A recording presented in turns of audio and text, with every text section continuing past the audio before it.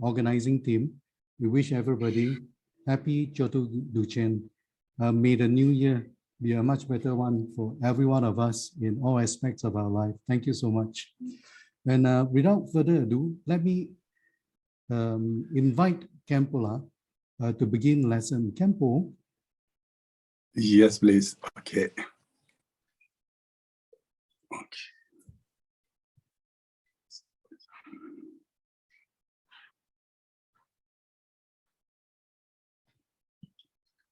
Okay.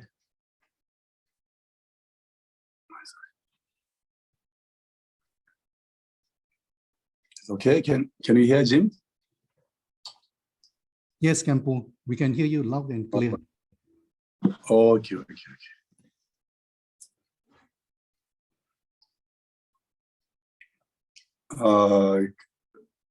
Good evening and good afternoon, good morning. And as all we know that yesterday is a special day as the anniversary of Milarepa, and today is the anniversary of Milarepa teacher Marble Lotsawa. So yesterday and today, actually, the monastery of the Kagyupa whole day, the venerable monks and nuns, they chant we call it the spiritual song, which the songs are sung by all the previous Kagyupa masters like Marpa, Mila, and many others. So it's a wonderful occasion, and also it is very so coincident that today the teaching lessons on the Fridays also fall on to this special occasion. So I'm sure all of you will be very happy about that. Okay, so without taking much time, so I will begin our lesson 13.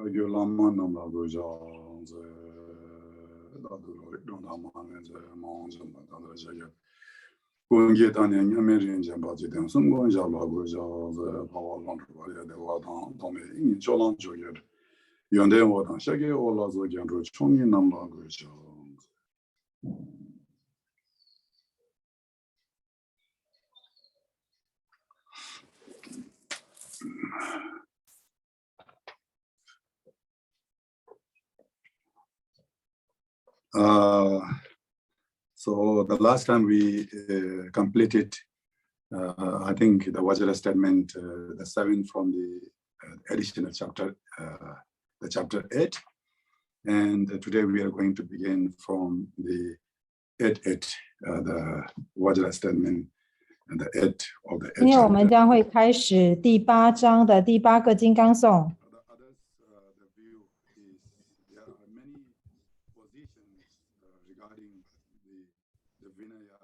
Sutra and Abhidharma. Of course, as the previous Vajra statement, we already mentioned the 84,000 of the teachings of Buddha summarized into 12 sections, which we call Denochungi. And then also that 7 and the 12, the session also summarized into the 3 baskets, which is Vinaya and Sutra and Abhidharma. So there are many positions, means there are many kind of the different master, they divide into different way. There are kind of like different kind of classifications, like each of the 3 baskets also has 3 others, so that means altogether 9 types of the baskets.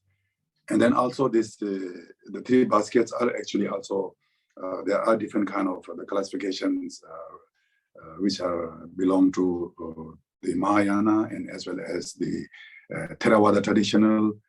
And then also some master also believe that the Buddha Shakyamuni also turned the wheels of Dharma. And the first wheels of Dharma is belong to the Vinaya. And then second, the wheel of Dharma is belong to Sutra. And then also the last, the final, the wheel of Dharma, it belong to the Abhidharma. So that is how the most of the master, they put into three different way. And then also some master also, they do believe that the Buddha only taught about the Vinaya and the Sutra. Buddha never taught about the Abhidharma. So Abhidharma is just only taught by the later part of the after Buddha Shakyamuni passed away, some Arahat, and then also there are many others, the great scholars, they composed the Abhidharma. There are actually in the text also mentioned seven different kind of the texts which belong to Abhidharma. And then also they believe that nowadays only those the some of the Abhidharma exist, and then many of them already kind of destroyed by the non-Buddhists. So in this way, there are actually many different kind of positions regarding these the baskets.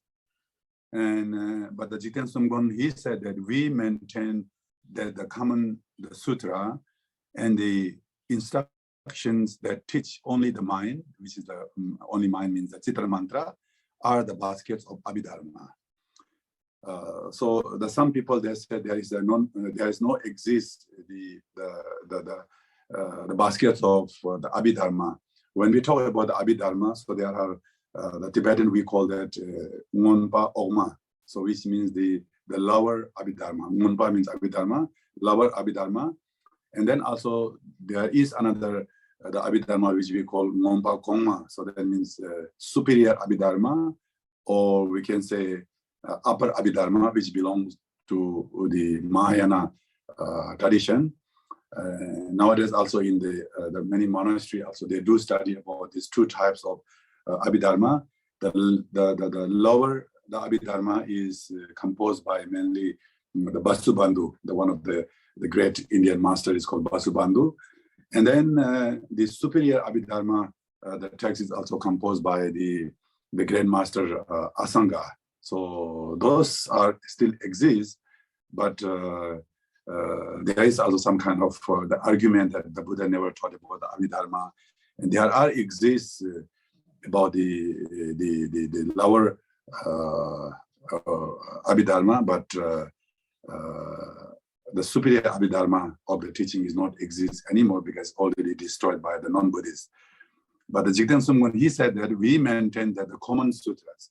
So common sutra means which belong to the Hinayana or Theravada tradition, and then as well as which belong to also Mahayana. There are the sutras. Some sutras are taught only regarding the Mahayana topic, and some the sutras are only talking about the lower vehicle, and then some sutra is actually that belong to the both side of Mahayana and Hinayana, which we call it common sutra.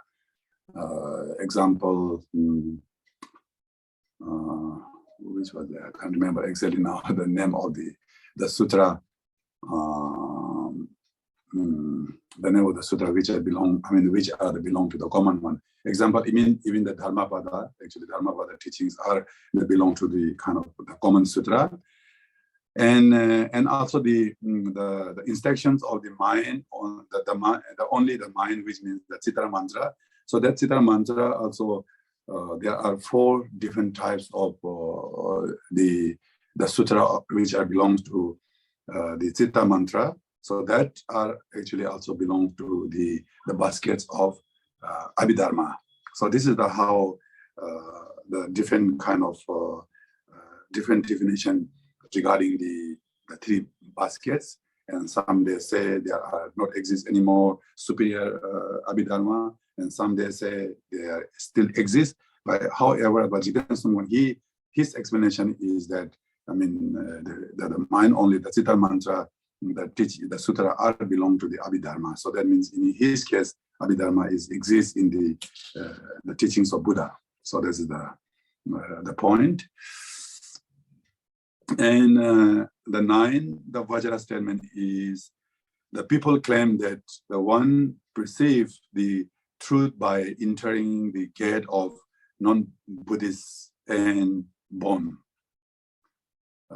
So there must have been the belief system earlier in Tibet during the Jigten Sungmun time. Some they said that the non-Buddhists entering into the gates of non-Buddhists, whether it's nihilism or eternalism or whatsoever, when we enter into the non-Buddhist gates or their door or their lineage or their views or the born religion. So when we talk about the born religion, actually there are many kind of the history regarding the born religion, and some they say the born religion is not exist anymore because it's already destroyed or subdued by the Guru Pema Sambhava when he reached Tibet early, maybe 7th, 8th centuries time. The great master, they do say that there are two types of bon. One is we call it the bonkar. Bonkar means the white bonpo, and another one is the bonnak, means the black bonpo.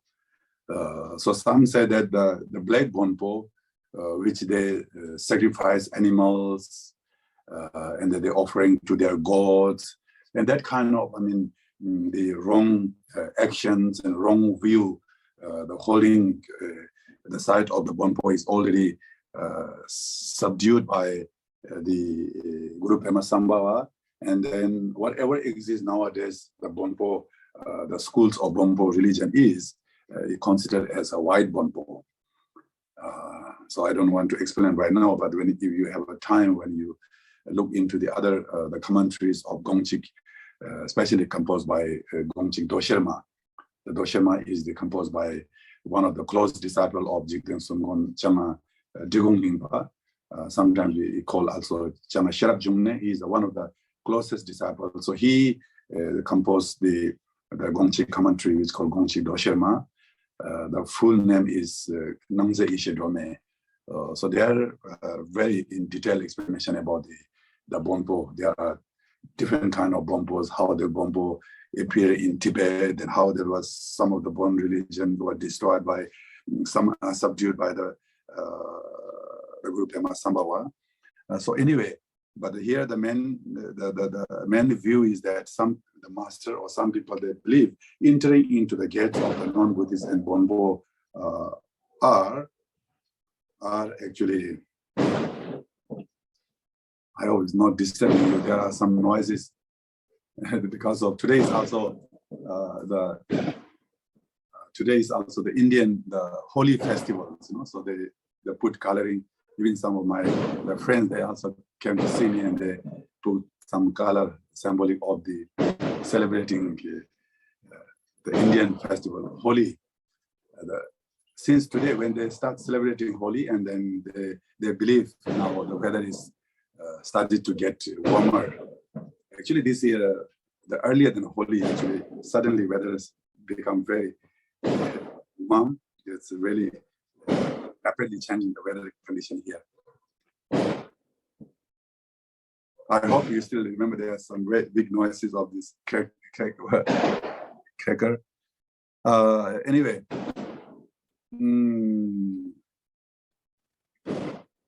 So some believe that is because of the non-Buddhist entering into the non-Buddhist and entering into the gate of the born religion also can perceive the truth by the perceive the truth means that you can see the nature of the phenomena, can see the ultimate the reality of the phenomena. The reason why he's saying is that the one of the sutra also mentioned that this is the one of the sutra of Vairocana. In that text also mentioned that one should not talk badly about non-Buddhists. If you talk badly about non-Buddhists, so you are destroying the samaya or commitment of the Vairochana vow. So therefore, it clearly explained that one should not talk badly about the non-Buddhists, and we have to pay respect to even the non-Buddhists and Bonpo. So because of this, the points, some they said that we entering into the non-Buddhists also can see perceive the truth by the nature. But the Jiten Sumgon, he said that there is no possibility of seeing the truth by entering the gates of the non-Buddhists and born. The reason why he's saying that, Jiten Sumgon, because the non-Buddhist means the wrong view and wrong action and wrong meditations. In order to enter into the path, and in order to see the true nature of the Buddha nature, and one need to enter into the proper view, excellent action, and excellent meditation, which are not exist in their lineage. So therefore, the Jiten Sumgon, he said that there's no possibility to seeing the truth by entering the gate of non-Buddhists and Bon.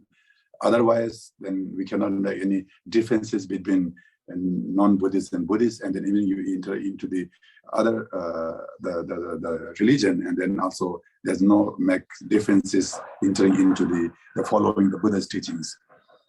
And here also said that one of the very important quotation here, Dharmakita he quote is that distortion of the scriptures of the Tathagata are Mara's blessing.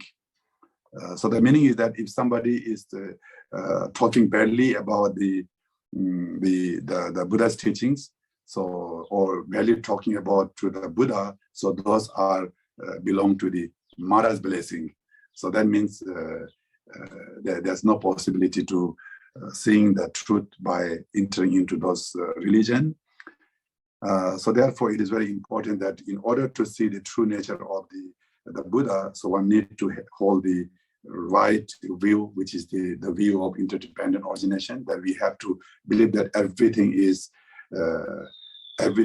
actually depend on different kind of causes and conditions. There's nothing exists truly, or nothing exists permanently. So therefore, when we talk about the interdependent origination, so then that the view must have to free from two extremes of the nihilism and eternalism. So that is we call the excellent view. And then excellent, the action is of course without no harming to any kind of sentient beings, including any small insect. We have to pay respect to their lives, and one should not have right to harm to all mother sentient beings. That is the kind of right action.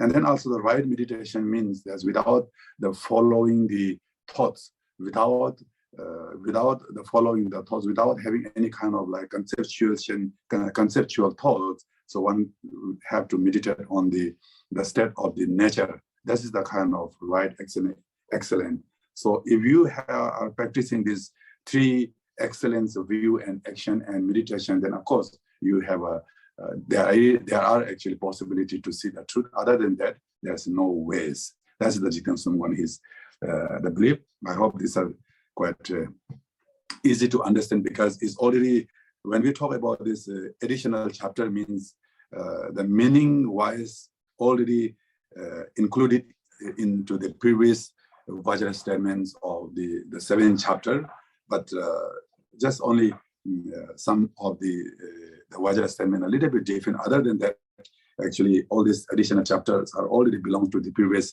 Vajra statement. I think you can see clearly all of these things.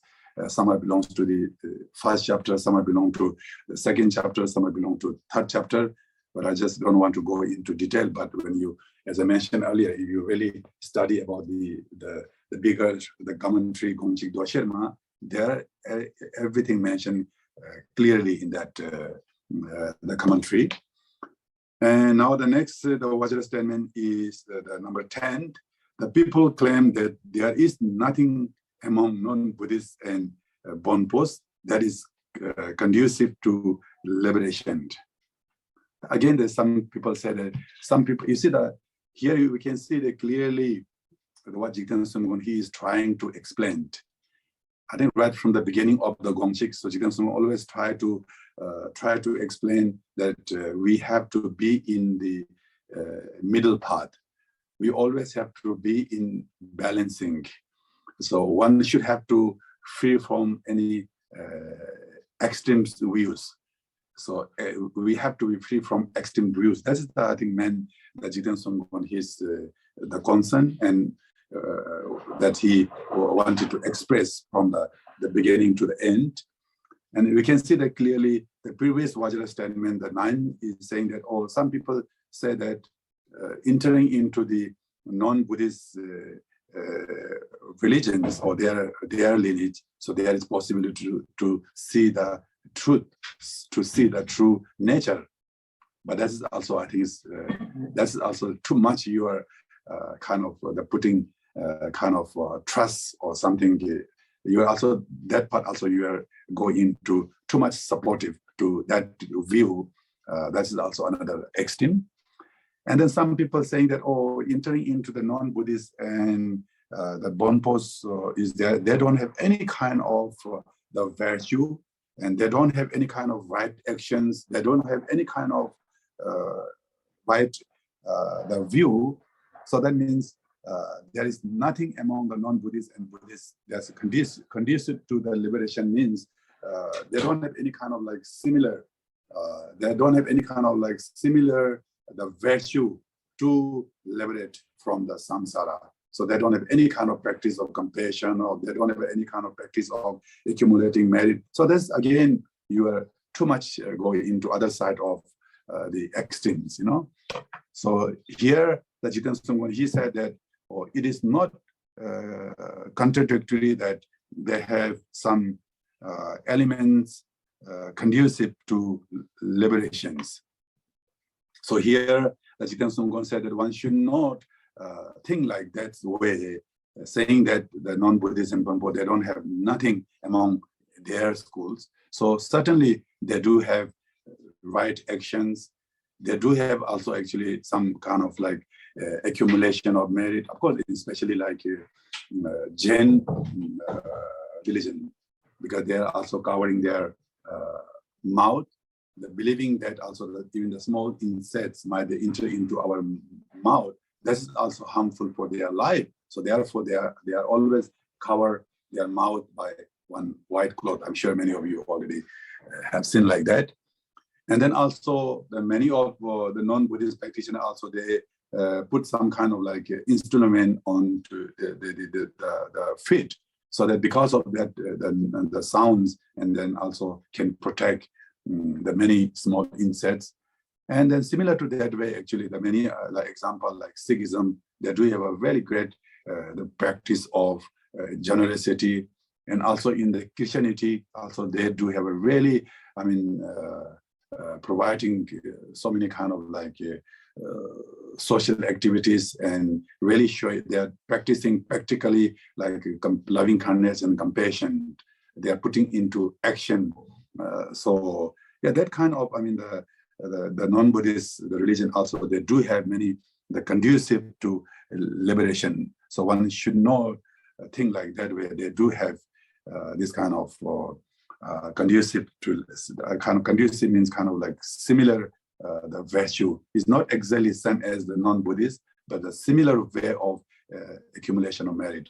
Because of course, like example, giving a generosity practice example, of course, it exists in Christianity and also Hinduism and the Buddhist and then also maybe the Muslim. But the way of intention, the way of the thinking is something totally different, you know. Example, even within the Buddhism also there are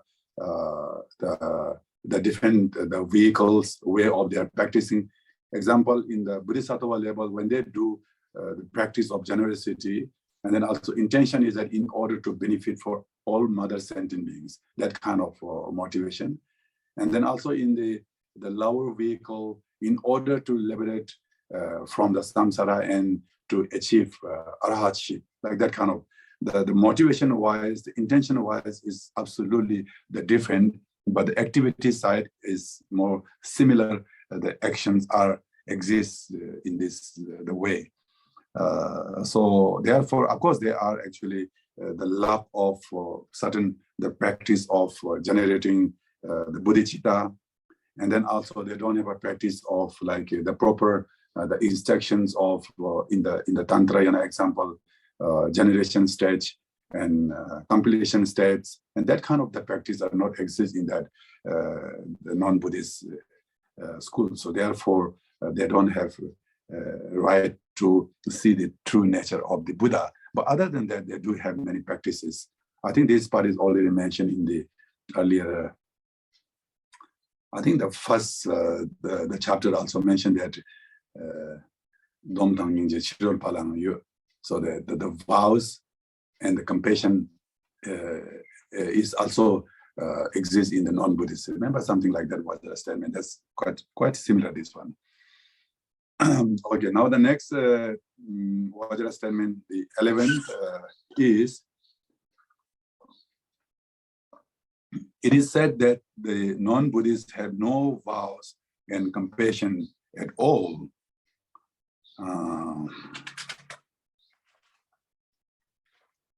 And that Buddhists must abandon the practice of non-Buddhists. So this is again true extreme, you know. So some of the people also actually holding such a view, saying that, oh, I'm a Buddhist, I should not enter into non-Buddhist temple. I should not make friends, those who are not belong to Buddhism. So that kind of, there are actually very few the people.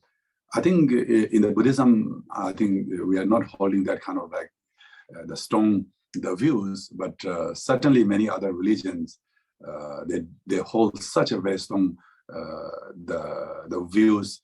Even in Ladakh, we do have some religion. I just don't want to mention the name of the religion, but even they don't eat from the hand of Buddhists.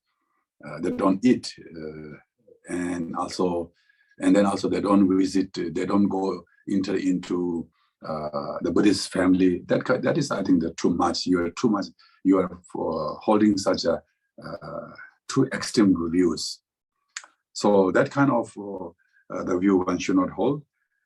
So therefore, it is said that the non-Buddhists have no vows. They don't have any kind of vows, Patiyamoksha vow or Bodhicitta vow or Tantra vow. They don't have vows and they don't have compassion. So we must abandon the practice of non-Buddhists.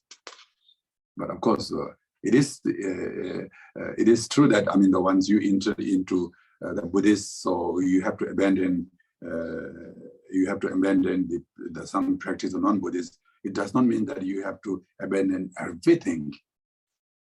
Example that I think I already mentioned the last time. Example according to the Vinaya, the practice of the summer retreat is not exists before in Buddhism, and then all the Buddhist monks are roaming around during the monsoon time, and they are it's kind of when they're roaming around for food, certainly, and they're also when they also harm to insects while they're walking to the village. And then also some non-Buddhists, the people, they complain to the Buddhist monks, saying that all the non-Buddhists, the practitioner, they remain in the one place as a summer retreat, and while the Buddhist monks are just roaming around. So that kind of complaint received to the Buddhist monk, and when Buddha get to know that complaint, and then also Buddha make a rule for that, all Buddhist monks also they have to stay in the summer retreat. Similar to that way, as I mentioned earlier, so important thing is that wherever the good things, the virtue things, the positive thing is, we have to copy it from them, and we have to follow their practices. So which are actually which the practice are not contradicting with the Buddhist teachings, then of course we have to practice. The which teachings are not right, and then which the views are, what their holdings are not very proper. If they are contacting with the Buddhist teaching, then of course that kind of things we have to abandon. So therefore, important thing is that we have to have a wisdom to make distinction which are right and which are wrong. One should not just believe just because of the saying that these are the practice of non-Buddhists. So therefore, Jiten Sumgon said that he said that the non-Buddhists also got vows and have compassion.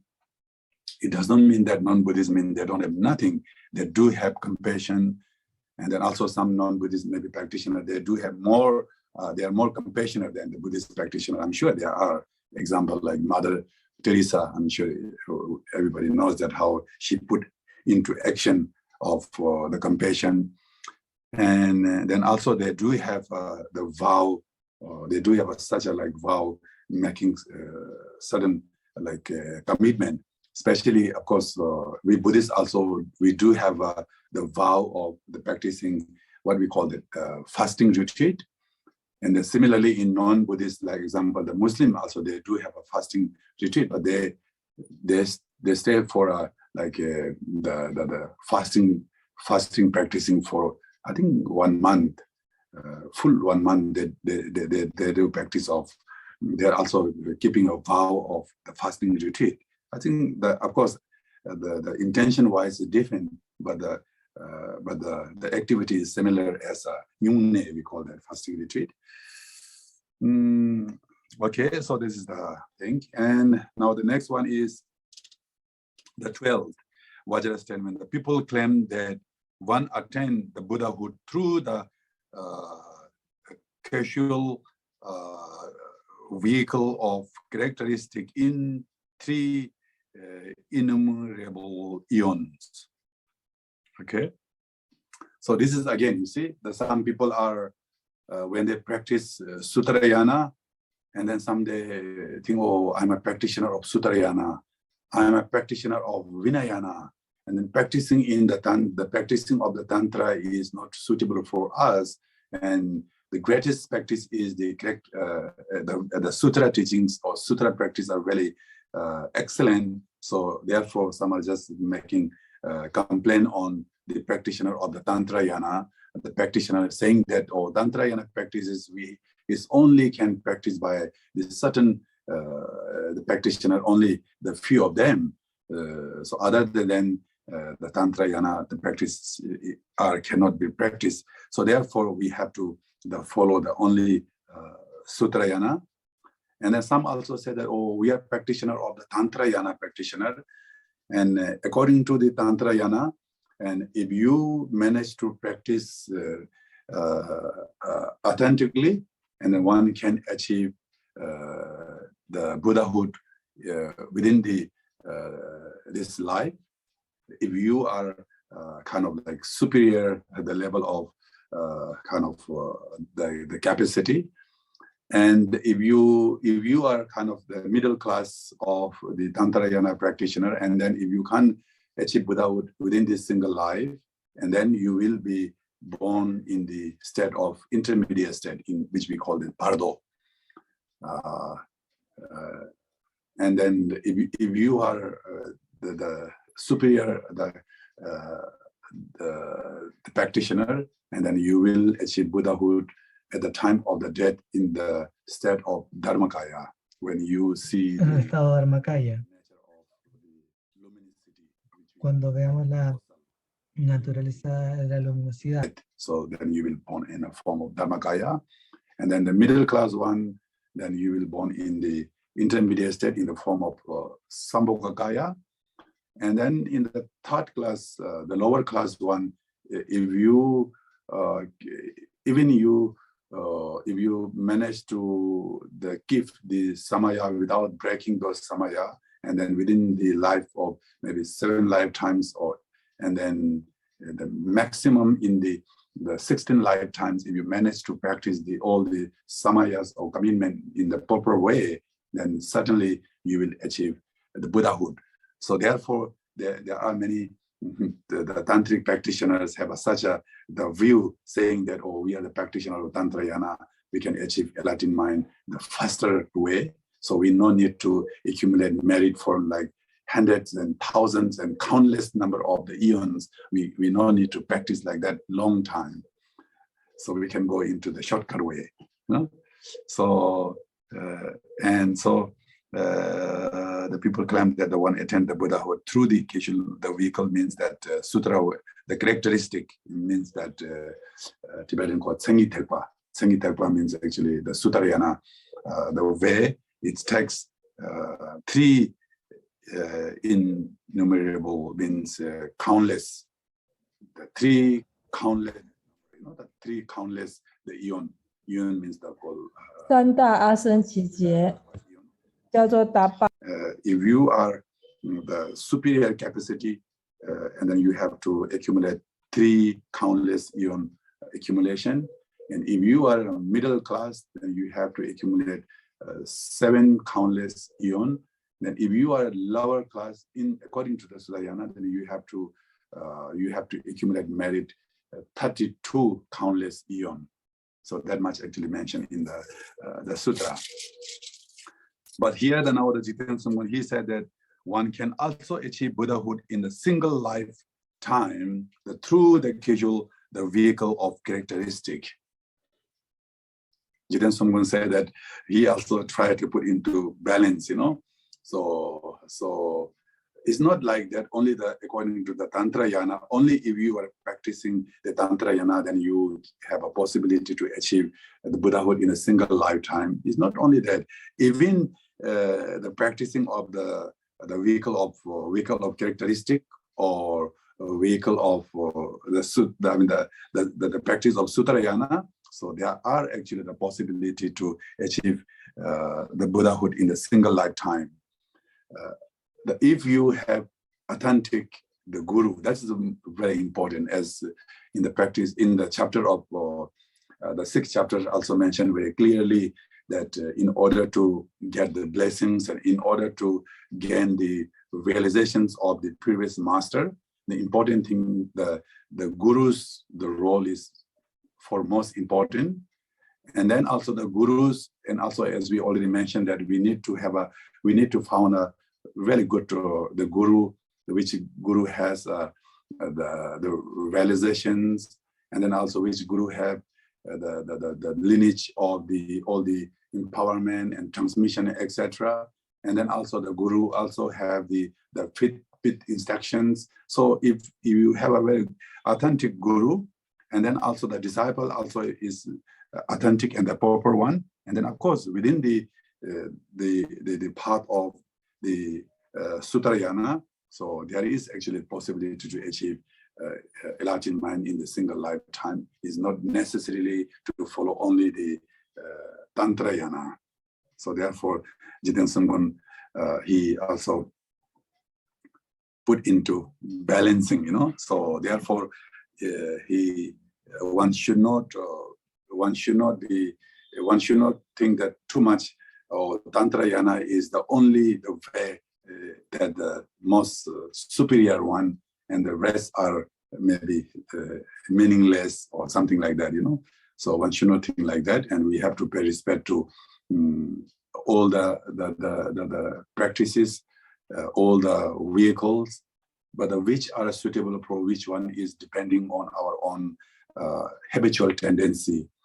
Maybe in the former life, if you already have been practicing the Tantrayana, might be even in this life, might be the Tantrayana practice is very much suitable for you because you already have some habitual tendency in your mental continuum that which you already practiced earlier time.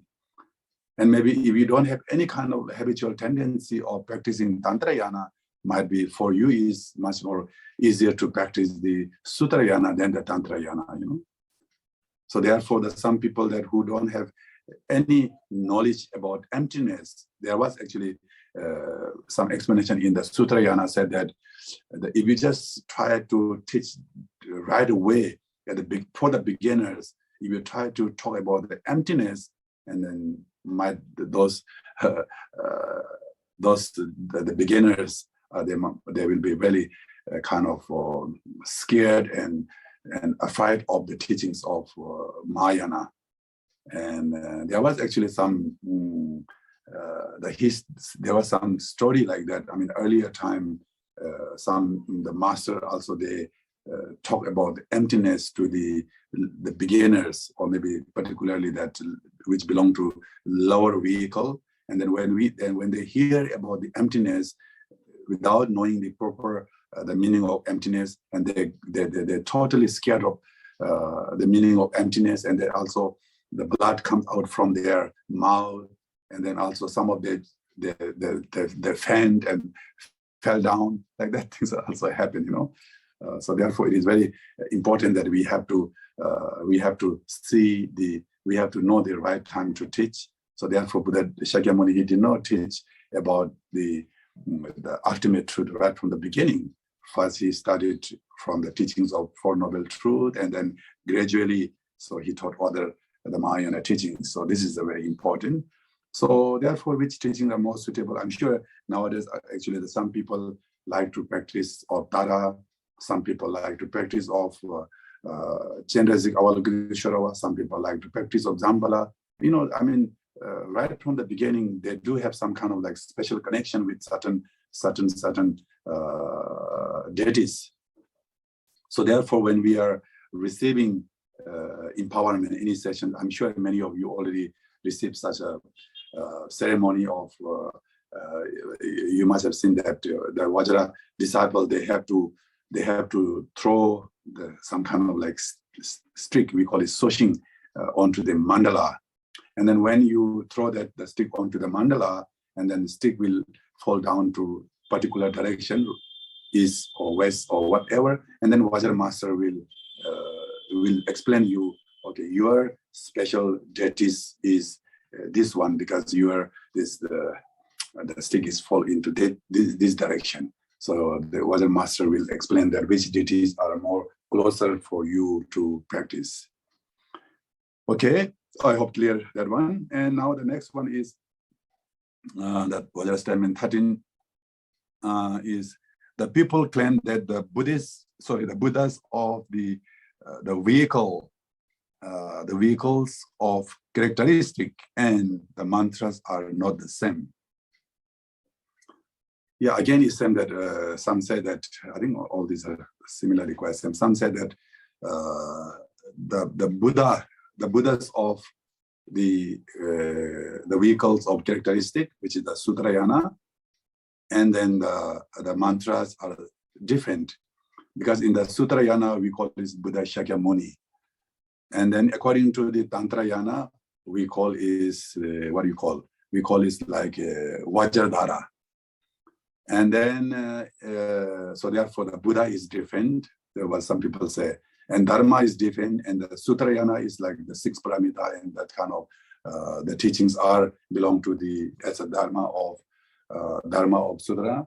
And then according to Tantrayana, like 4 tantras, and then also the 9 tantras, those are actually that belong to the Dharma of mantra. So therefore, the refuge of the dharmas are actually different.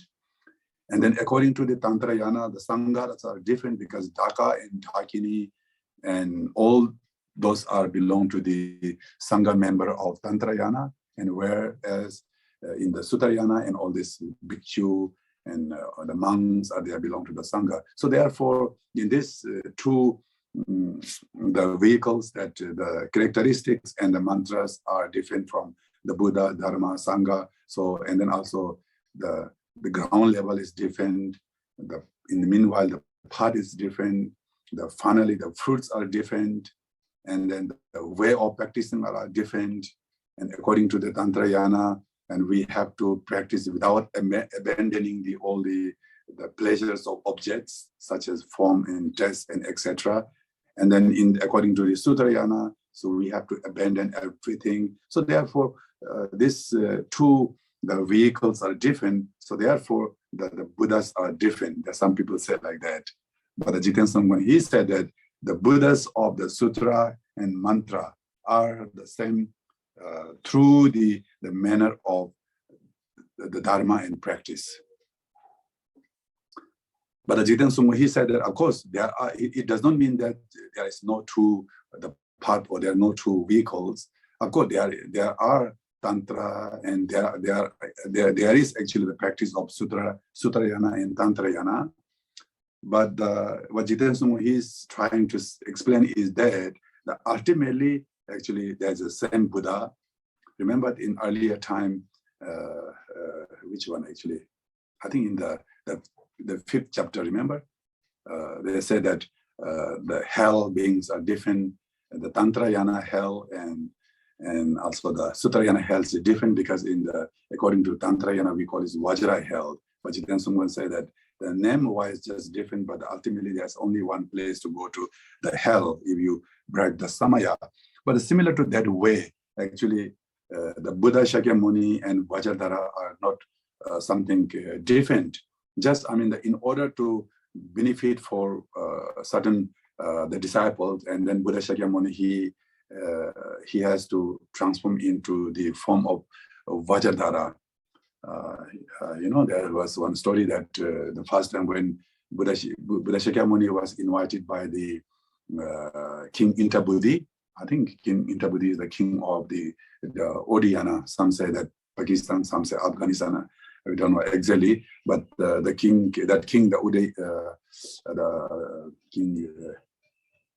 he invited Buddha Shakyamuni in his kingdom, and then also Buddha Shakyamuni, he taught him about the teachings of that you have to abandon everything. One should not attach to the pleasures of objects and things like that. And then that King Intabudi also mentioned the Buddha Shakyamuni that saying that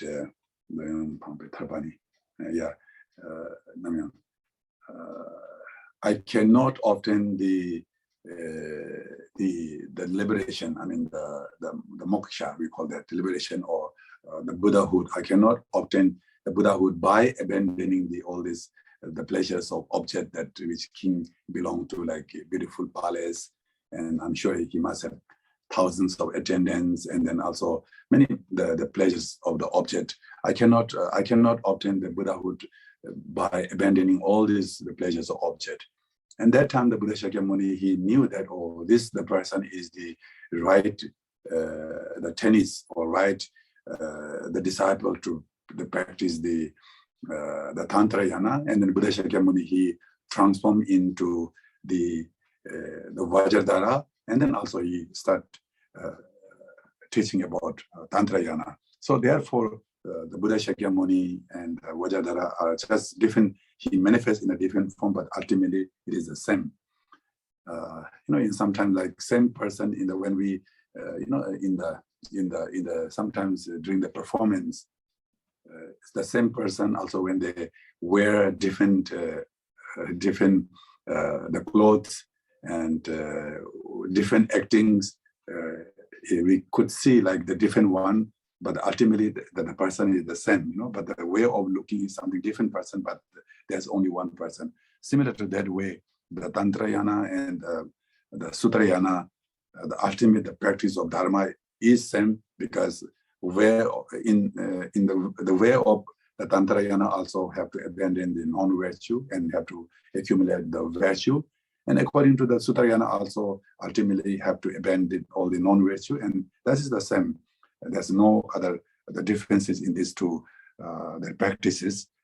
So therefore, the Mantrayana and Tantrayana are ultimately same, but just by different ways, some different name and different skills and different the ways to explain are different. Okay, now the next one is the 14th Vajra statement. The people claim that the 3 vows increase in flexibility. Yeah, this is very interesting again. When you are practicing the higher vows, example, the lower one is we consider as the Vinaya is the lower one, and then Sutrayana vows are a bit higher than that, Vinaya, and then Tantrayana vows are the highest one. So as you start practicing higher than higher vows, and then it goes into the flexibility is there, then you are not, you can, example like that, some people say like that, or according to the Vinaya, and you have to abandon all sort of faults, all sort of obscurations or ability. You have to try to abandon all sort of negative karma and obscurations. And if you do this and if you do that, then you are breaking that Vinaya vows, and you are going to fall into the hell. So therefore, according to the Vinaya, you're not allowed to do this, and you're not allowed to that and that. There's so many kind of different rules. Example, like as me, like a monk, we are not allowed to keep long hair. You're not allowed to wear ornaments like golds and so, etc. You're not allowed to wear earrings and many other bracelets and etc. And then you're not allowed to, you're not allowed this, and there are so many restrictions are there. So therefore, according to Vinaya. And then when you go into the practice of the Bodhisattva yana, and then there is less restrictions.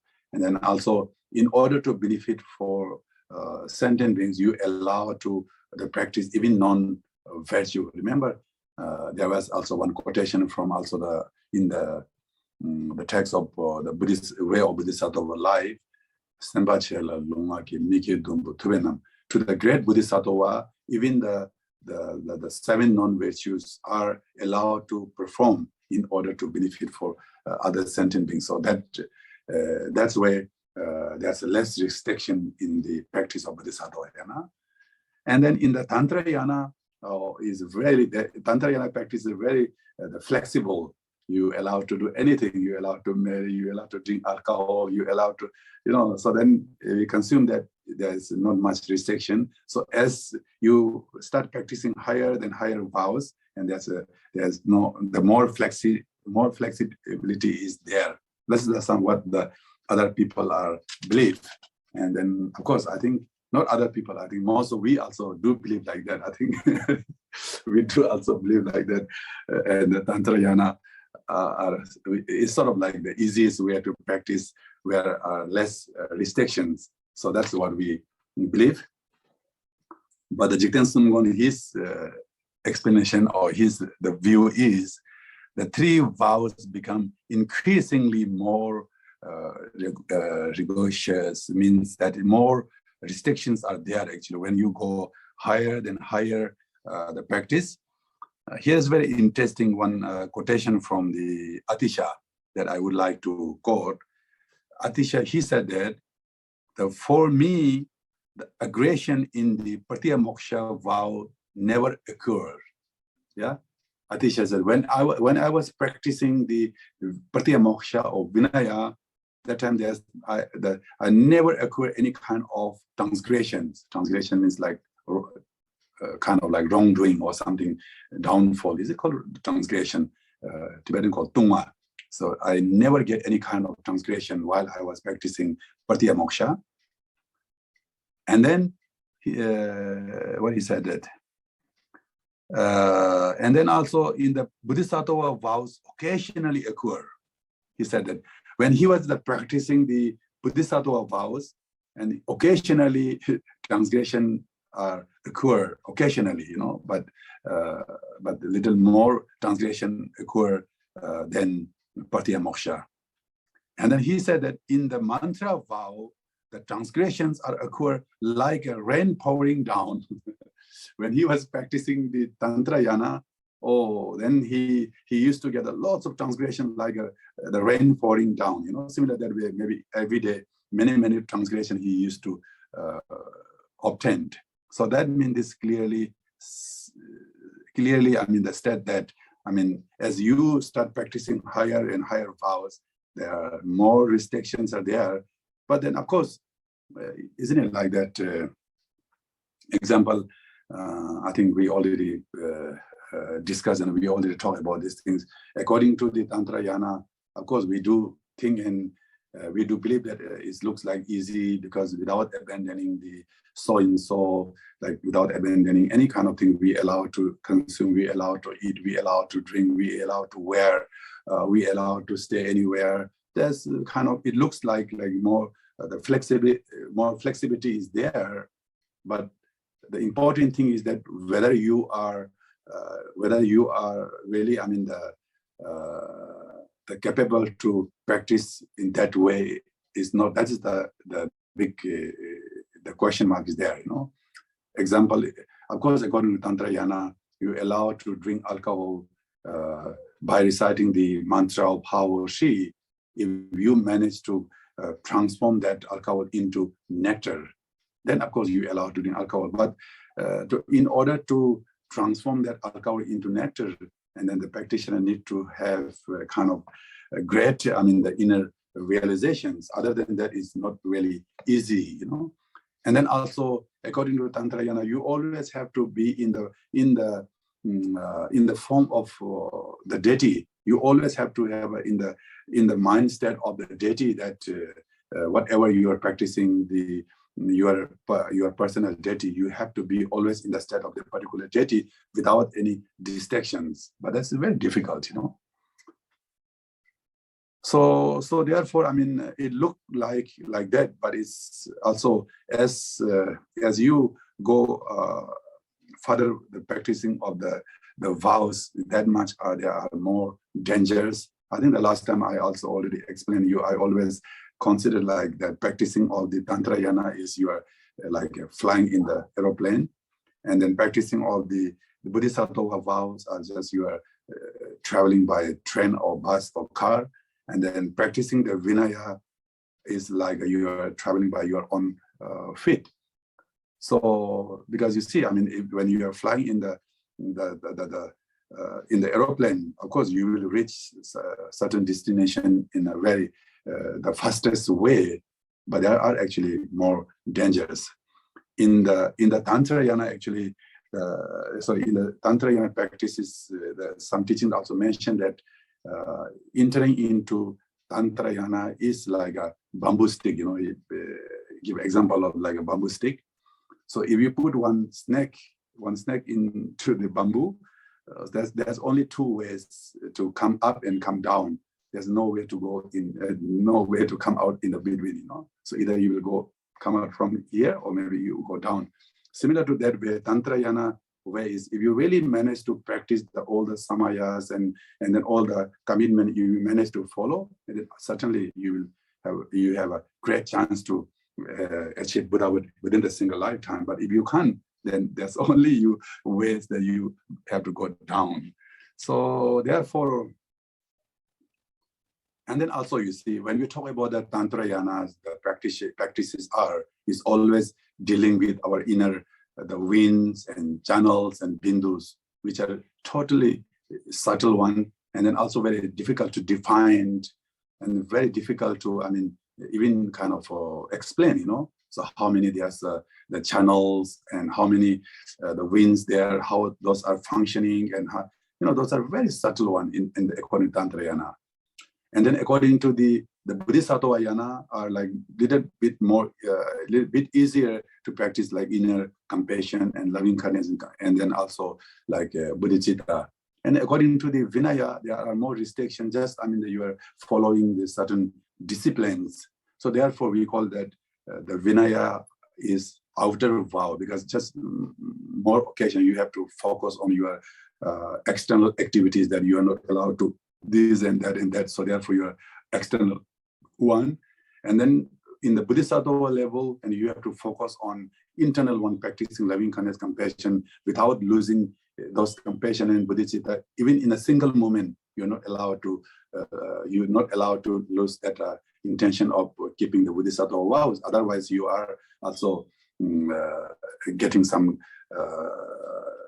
accumulating bad karma from that, And then also when you go to Tantra Yana practice, then also you have to dealing with those winds and channels. And so therefore, that is the secret part, outer, inner, and secret. So of course, we can see clearly that it goes further, The example also, when you go to see doctor, any kind of like any kind of like treatment, if you have some skin problem, whatever, it's easy to just treat, you know. If you have really some organ problem, and then of course you have to go through so many examinations, so many tests, and doctor also have a big responsibility because he is going to operate inside internal your organs, you know. So something like that. I think that Tantrayana is something like that. So I hope it's clear with you also, because we always think like that, you know. Oh, the Tantrayana is very flexible. That I think nowadays many people like to receive teachings of the Tantrayana, empowerment, and many pujas and things, because we think that we are believing that we are receiving more blessings and so etc. But I always try to explain the teachings, and I always express, I think all of you, even previous our class, the lessons time, I think for me is actually for personal level, like when we try to reflecting on the practice of like especially the four foundation, reflecting on the precious human life, and then particularly like impermanent, you know, when we also contemplate on the practice of impermanent, and then also reflecting on our karmas, those are really much, I mean, immensely getting beneficial, you know. So because the important thing is that we always looking for some the peace and happiness and prosperity. That is the only the goal, that what we want and what we are seeking for.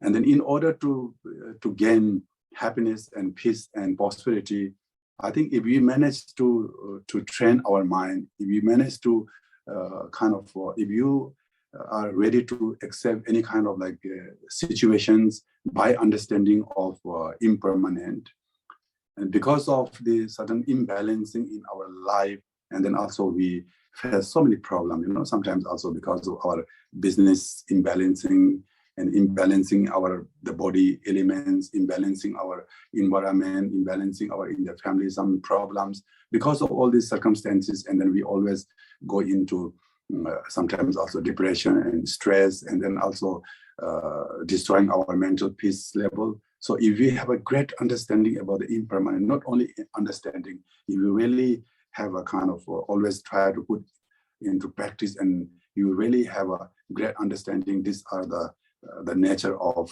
samsara, this is the law of impermanent, is if you have a great understanding, that's really our mind always managed to cool down, and even such a kind of worse situation also can turn into very peace environment by understanding of this the teachings of four foundations or four thoughts.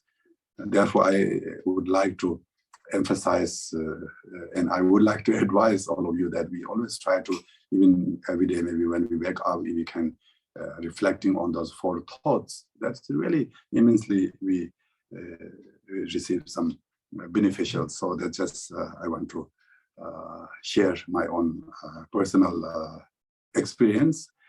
And of course, it is very important that we receiving empowerment and puja, all of these things are very important. But it's also if you cannot, if you don't have an understanding of the spiritual teachings, and then the mind is always remain there, so we cannot bring some changes in our mind. The important of the practicing of the dharma is that we have to try to bring some changes in our mind. That is the main purpose, you know. If we cannot bring any changes, and if you're just practicing the tantrayana, whatever, for years and years, if your minds always remain as it is. Remember, I mentioned that the stones, the big stone which remains underneath of ocean is always there. Even 1,000 years, it will remain there. It will just remain as it is. So if we cannot bring some changes in our mind, then that is it is not really kind of right way of practicing dharma. The important thing is that we have to bring some changes, and that is the main important. Okay, so now the next, the Vajra statement is the 15th Vajra statement. The people who claim that the 37 elements of the awakening are element of the path but that the Buddha stage transcend them.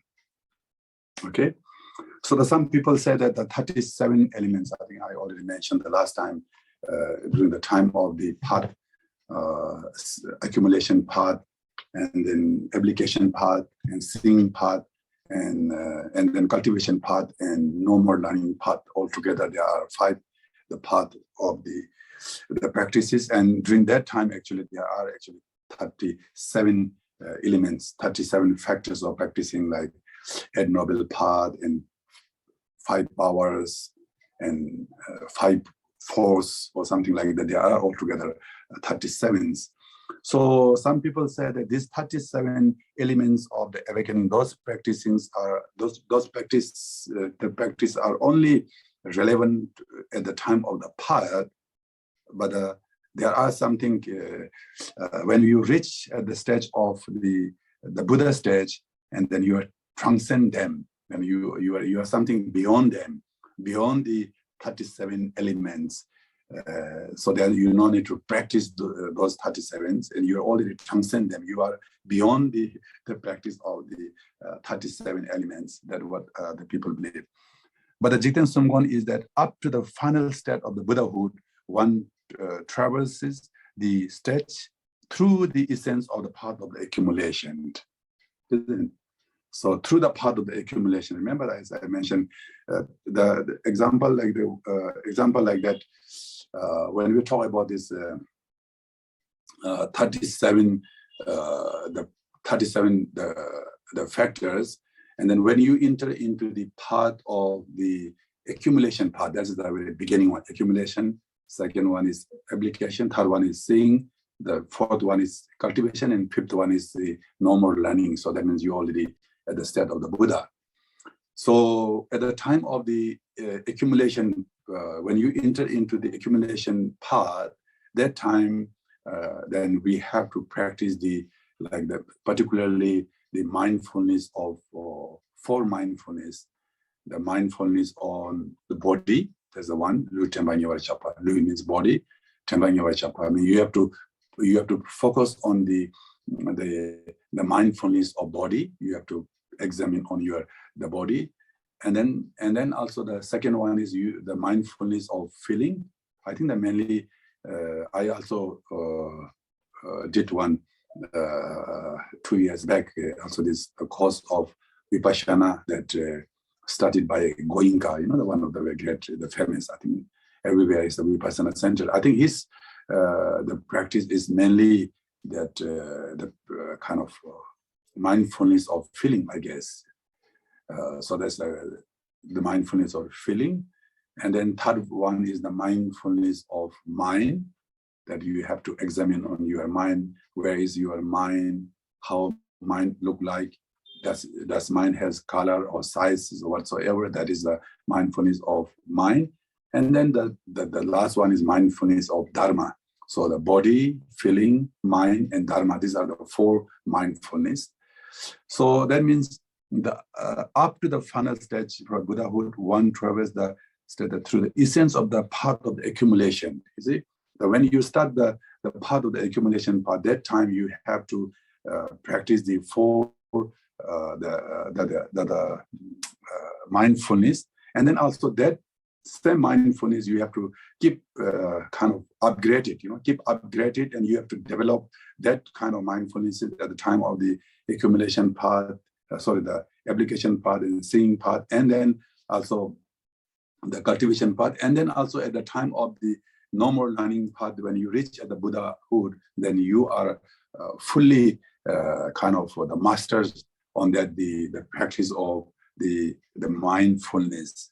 So therefore, you have to go through from the beginning to the last stage. You have to go through all the practice of mindfulness and others.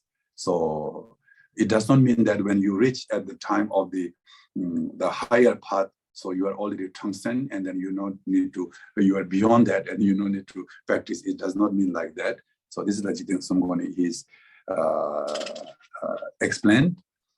And here also the Jigten Sumgon, he said this is a very, very important actually, the quotations of Jigten Sumgon.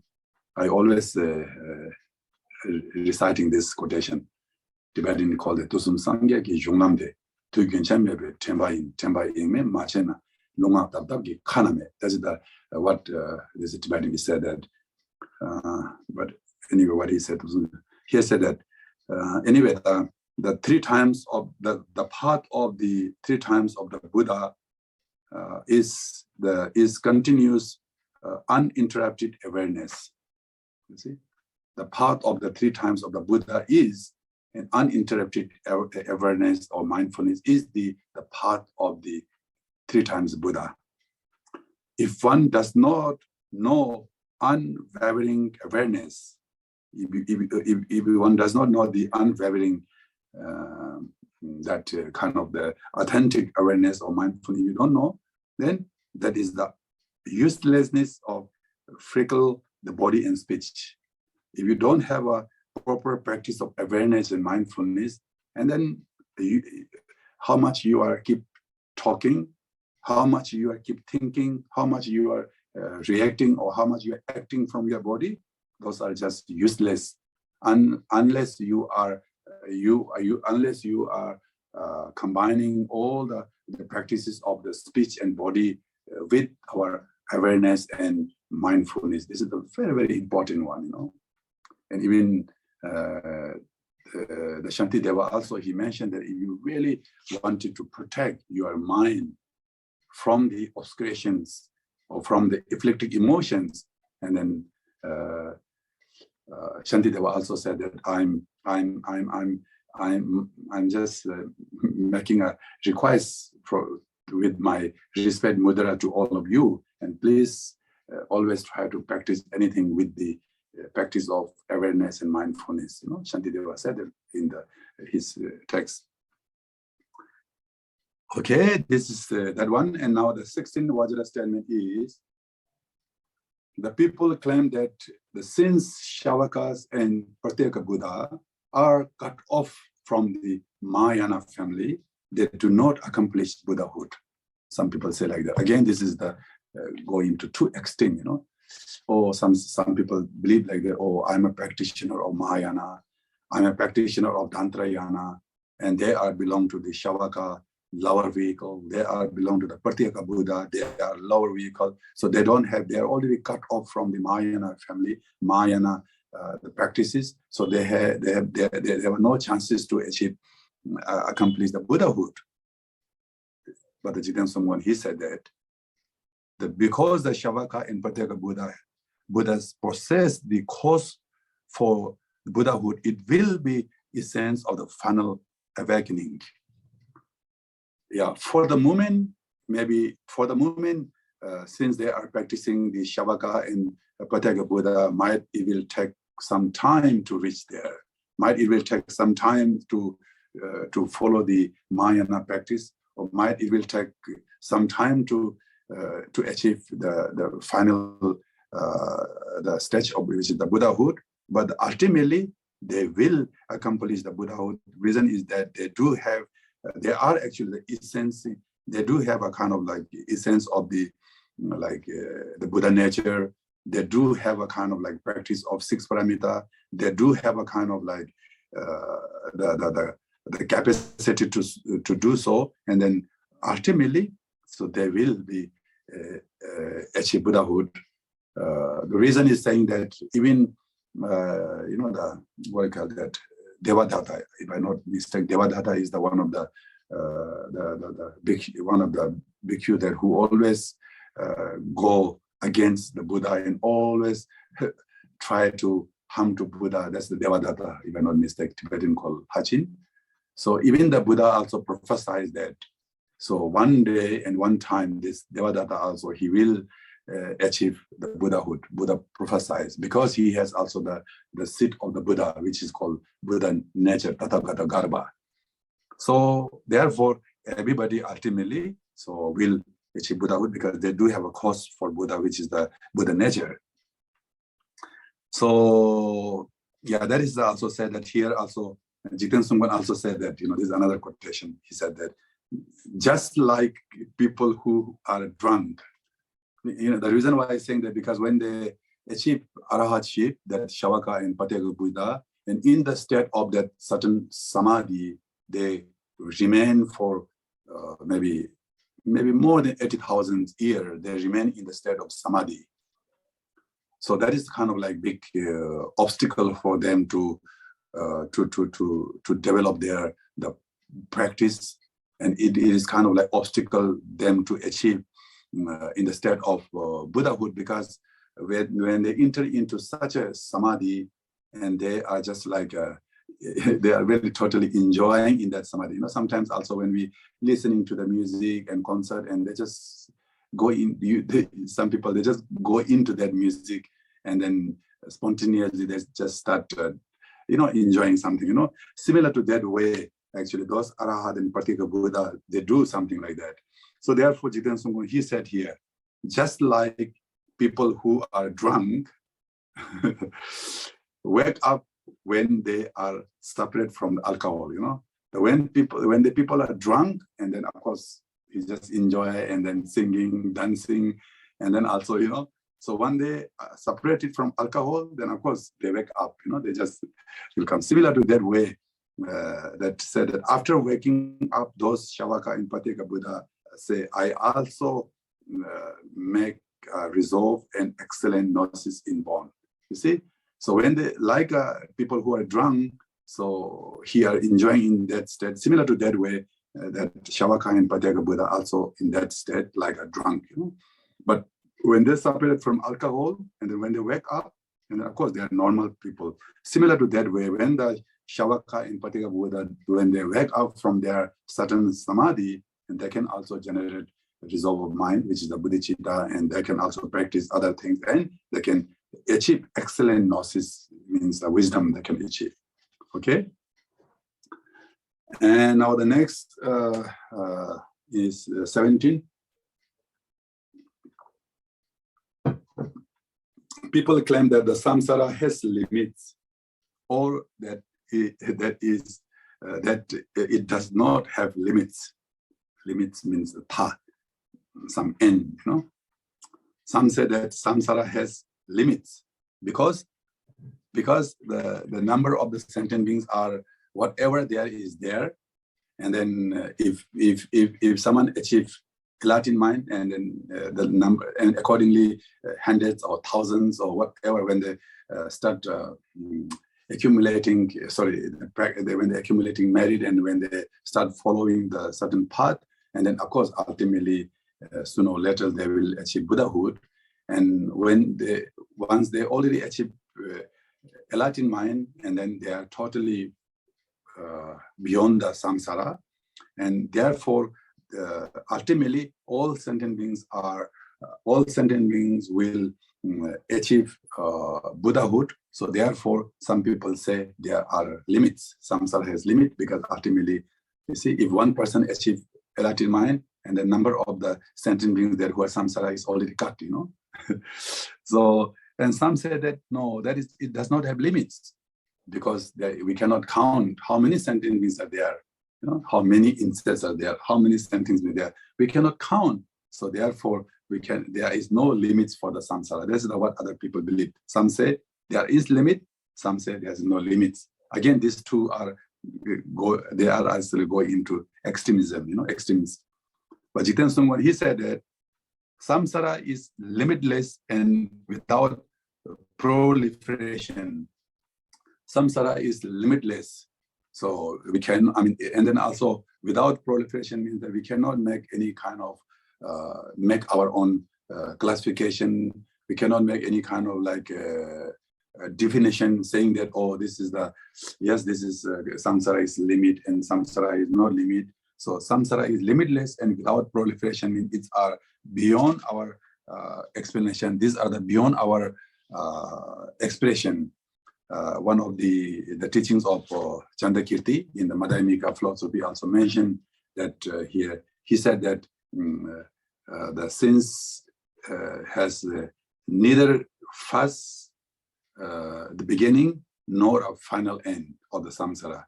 Chandakirti said there's no beginning and there's no end, or there's no final in the samsara. And so therefore he said that without beginning and without end. And then also there's no coming and no going, and everything is like a dream. So he said also that everything is kind of the emptiness, because everything is in emptiness without beginning and end.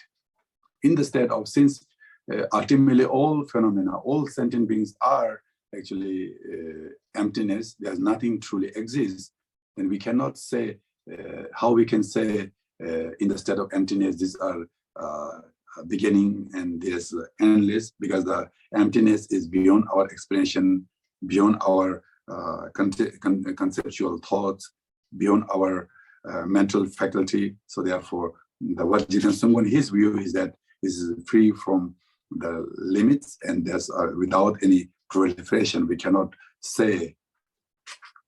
There was actually one quotation also. I remember that one. What was his name actually? Katayana. Oh yeah. Oh, now I remember that. Earlier, remember I said that there is a common sutra. There is sutra called Katayana Sutra, which the Buddha he taught to the Arya Katayana. So that sutra is actually the common sutra, which is belong to Mahayana and also the Theravada tradition. That is also one of the common sutra. And then in that Katayana Sutra also, Papa Katayana, Arya Katayana, he mentioned that to Buddha, he asked Buddha that, is there any beginning and end in the samsara? Tuba Chenpo Minjesung. The Tuba Chenpo means that the great sage, that which is the Buddha, he said that no, we cannot, there is no limits. That's what Buddha said, And then also the one of the Malayamika says that since there is no beginning, how we can label there is the end? If there is the beginning, if there's a beginning list, if there's a beginning that we can count from there, then of course we can say from their end. So all these are just we label by our own mental, how to say it, like illusions. There's nothing exists truly in ultimate stage. Okay, that's the thing. So now the next is 18 Vajra statement. The people claim that the 84,000 dharmas are antidotes to the individual things one must abandon. I think this is already covered in our previous Vajra statements. People claim that 84,000 are antidotes for the individual things, to which we have 84,000 epileptic emotions. So therefore, these 84,000 of the dharmas are antidote for those different obscurations and epileptic emotions that we have to deal with. So therefore, the Buddha taught 84,000. But the Jiten Sungwon, he said that each of the three vows, such as the Pratya Moksha, combines all the teachings.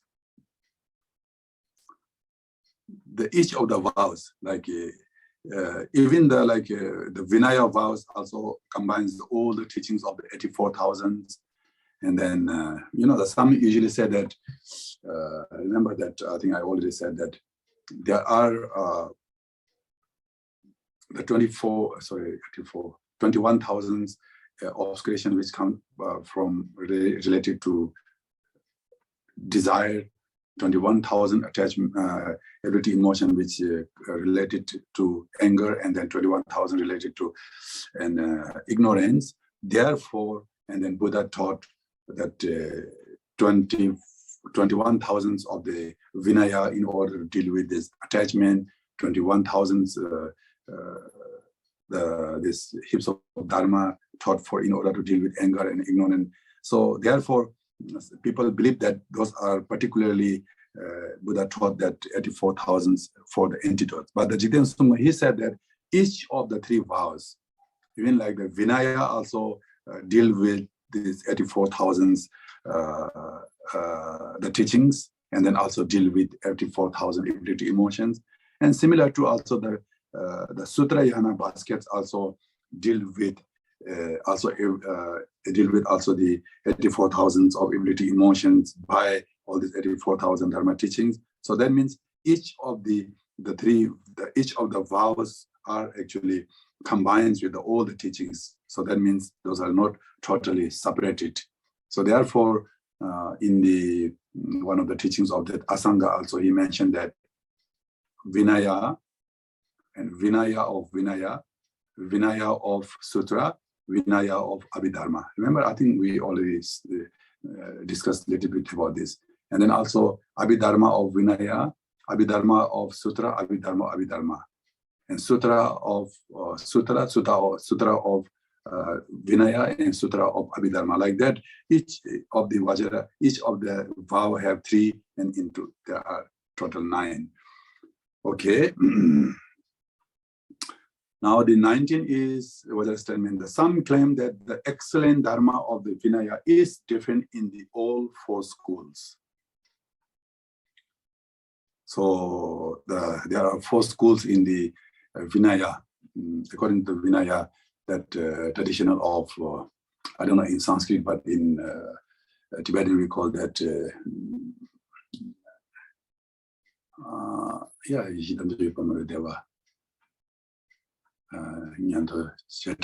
that's the one called Chedagmawa, and Dodepa,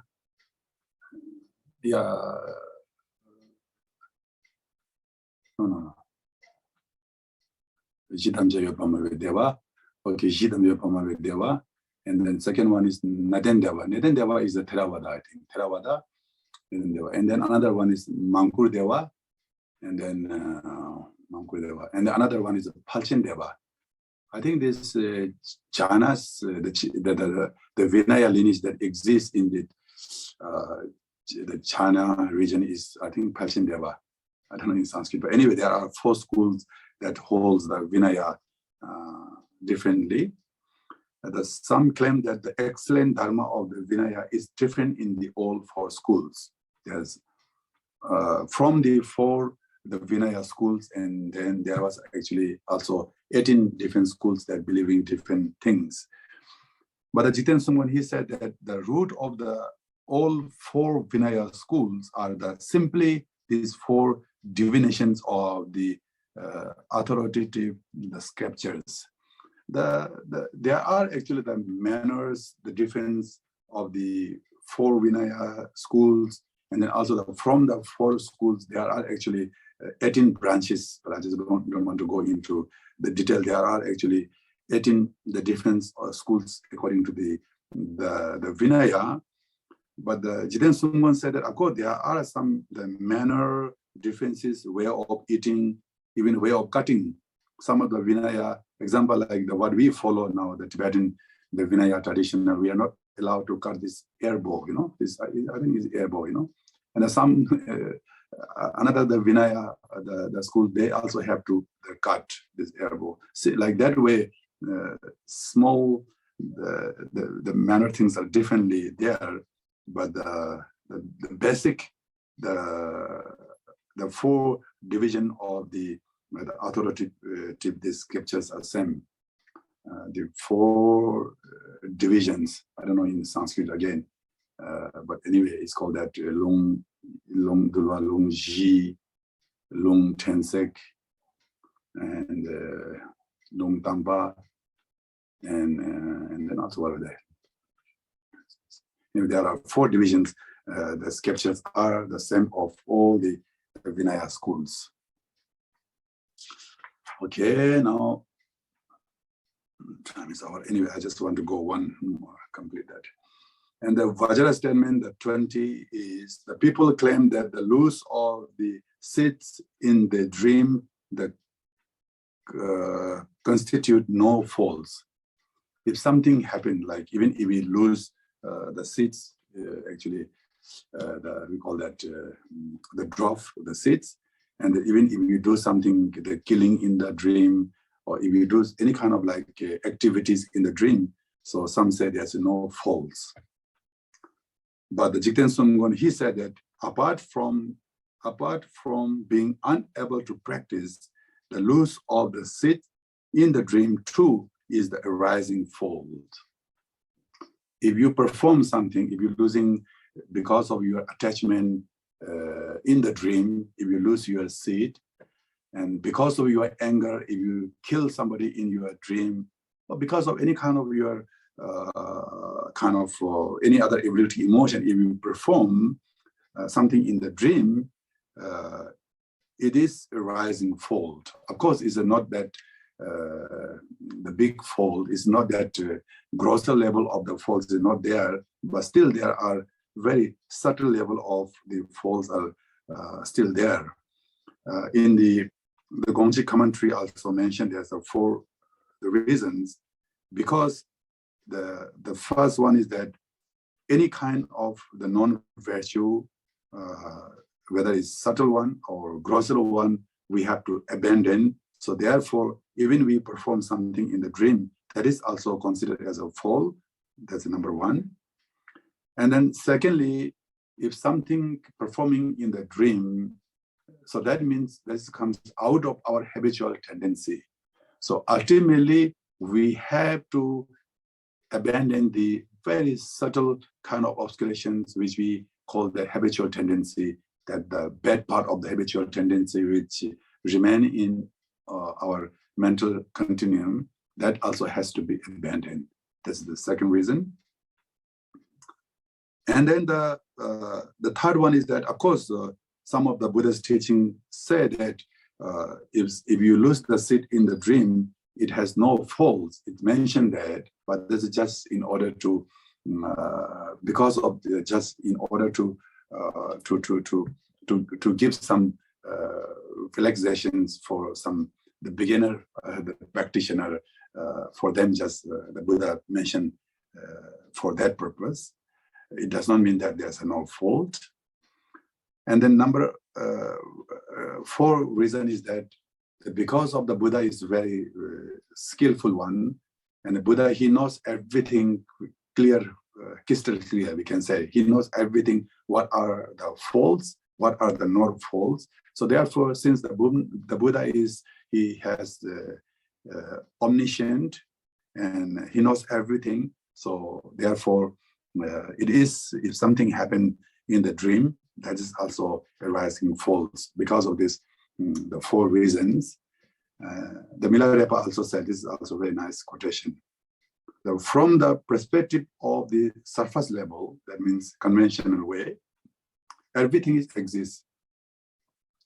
There's a Buddha, there's a path, there is everything exists from the surface level, means outer level, said the Buddha. From the perspective of absolute truth, from the perspective of absolute truth, not only do obstacles not exist, but even the Buddha does not exist. No? Not the obstacle, but even the Buddha is not exist in the ultimate level. So that means Milarepa is saying that in the relative truth way, surface level way, even we perform something in our dream, there is actually, if that is the bad part of the dream, which is related to our habitual tendency of obscuration, certainly there is faults. And then, of course, ultimately, there's nothing is there.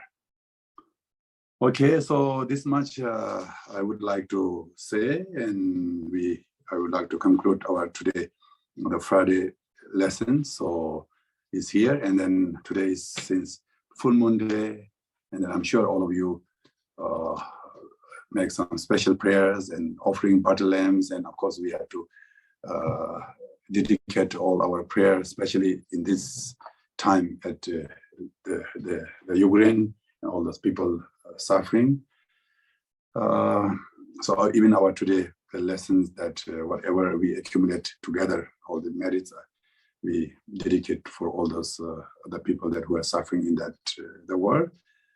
Okay, then see you next Friday. Now I just would like to do a short dedication, and then also all of you join together and extend your sincere dedication prayer for all those people.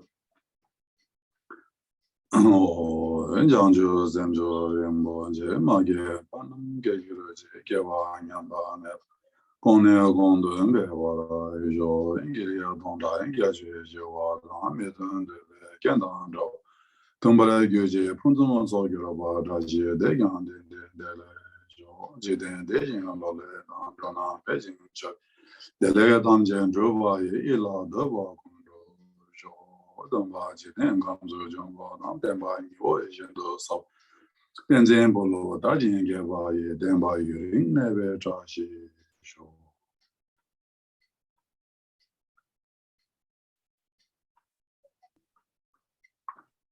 Okay. Brother and sisters, you please unmute yourself so that they can personally thank Khenpo for the lesson. Thank you so much. Okay, thank you. Thank you, Khenpo. Thank you. You must be very tired, Khenpo. Not much, little bit.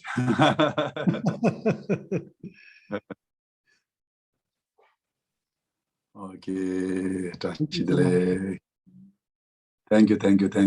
Have a good day, good night, good Enjoy your sleep, dinner, Khenpo. and then also see you. See you next Friday, our second last session. I think to the next time. 2 more lessons. Okay. Yeah, 2 more lessons. Okay. See you, all the brothers and sisters. See you next time. Okay.